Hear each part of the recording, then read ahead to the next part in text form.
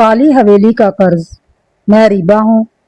मेरा YouTube channel है जिस पर मैं पुरानी और डरावनी जगहों की वीडियोस बनाती हूँ। लोग मुझे हॉन्टेड पाकिस्तान के नाम से जानते हैं। 3 महीने पहले मुझे एक मैसेज आया। भेजने वाले ने अपना नाम नहीं लिखा था, इतना लिखा था चक 47 जाओ, वहाँ काली हवेली है, 30 साल से बंद है, वहाँ एक दुल्हन आज भी बैठी है, इसका कर्ज अभी तक अदा नहीं हुआ। पहले मैंने सोचा ये मजाक होगा, मगर फिर इसी हफ्ते 2 और लोगों ने भी यही जगह बताई। मैंने अपने दोस्त दानिश और सबा से बात की। दानिश और कैमरामैन है और सबा वीडियो एडिटर है। दोनों मान गए। जुमे की रात हम तीनों चक 47 पहुंच गए। रात के 12 बज रहे थे। बारिश हल्की हल्की हो रही थी। हवेली से गांव 2 किलोमीटर बाहर थी। दूर से ही दीवारों पर काई और जाले नजर आ रहे थे। गेट पर जंग लगा था। गेट के पास एक बूढ़ा चौकीदार चारपाई पर बैठा था। इसके हाथ में टॉर्च थी।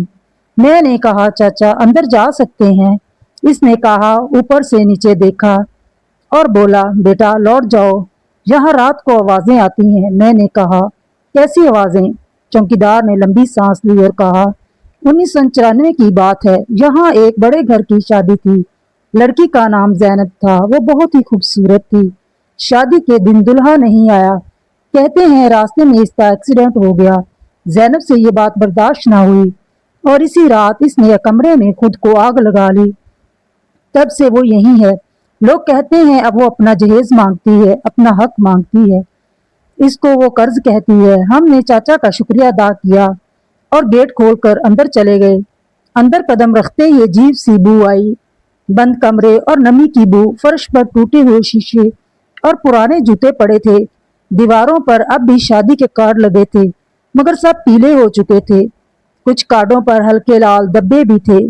हमने कैमरा ऑन किया और पहली मंजिल की तरफ जाने वाली सीढ़ी चढ़ने लगे। सीढ़ियां चढ़ते हुए दानिश ने पीछे मुड़कर देखा और कहा, कोई हमारे पीछे चल रहा है। मैंने हंसकर कहा, डरपोक, वो हवा होगी। ऊपर 3 कमरे थे, सबके ताले टूटे हुए थे। दूसरे कमरे में एक पुराना सिंगार मेज पड़ा था।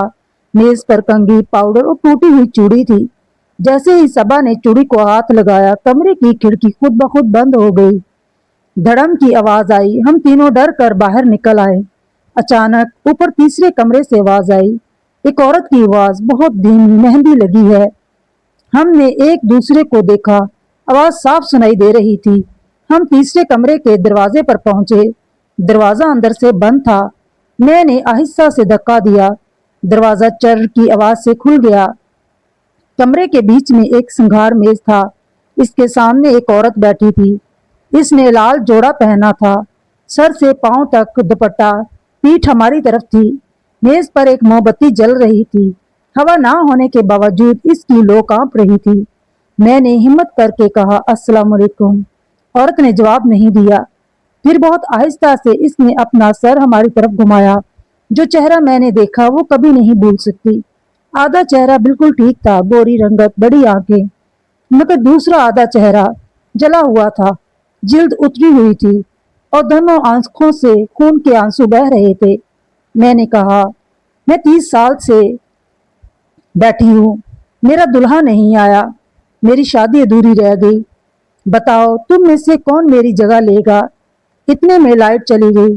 कमरे में मुकम्मल अंधेरा और अंधेरे में सिर्फ कंगन की छन छन की आवाज। दानिश चीखा। सबा का कैमरा हाथ से गिर गया। मैंने टॉर्च जलाई तो कमरा खाली था।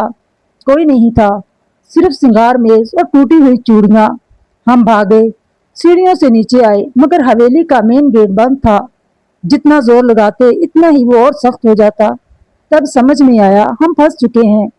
मैंने सोचा चौकीदार ने कहा था कर्ज। मैंने ऊंची आवाज में कहा, जैनब हम जानते हैं तुम्हारा कोई कसूर नहीं था, तुम्हारे साथ ज्यादती हुई। हम वादा करते हैं हम तुम्हारी कहानी सबको बताएंगे। मेरी बात खत्म होते ही ऊपर से फिर आवाज आई। इस बार चीख नहीं थी, सरगोशी थी, कहानी। अचानक ठंडी हवा का झोंका आया और मेन गेट खुद ब खुद खुल गया। हम तीनों बिना पीछे देखे बाहर भागे। घर आकर 3 दिन तक मुझे बुखार रहा। चौथे दिन मैंने हिम्मत करके वो सारी वीडियो एडिट की। जो बच गई थी। वीडियो का नाम रखा काली हवेली का कर्ज। वीडियो अपलोड करने के बाद मैं सो गई। सुबह उठी तो वीडियो पर 2 लाख व्यूज थे और कमेंट में एक आईडी दुल्हन 1994। इस आईडी से सिर्फ एक कमेंट था, शुक्रिया रीबा, मेरी बात दुनिया ने सुन ली, अब मैं आजाद हूँ। इस दिन के से आज तक चक 47 को इस हवेली से किसी ने कंगन की आवाज नहीं